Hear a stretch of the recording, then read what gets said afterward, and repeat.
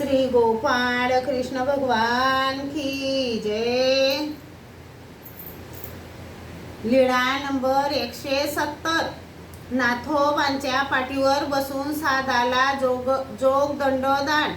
एके दिवशी सर्वज्ञ नाथोबांच्या पाठीवर बसून डोमाईच्या देवळाकडे गेले। दोन्ही श्रीकरांनी जोग दंड धरलेला होता।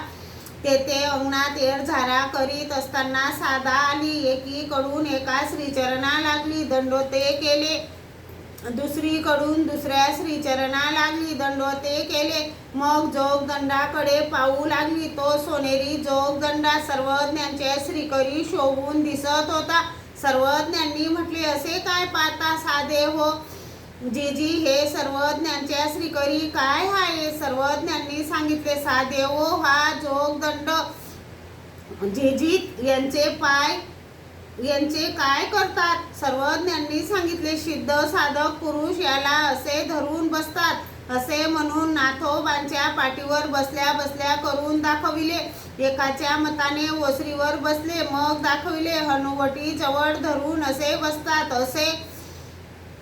असे म्हणून प्रत्यक्ष करून दाखवले। सर्वज्ञांनी विचारले, साधे हो, हा जोगदंड तुम्हाला देऊ?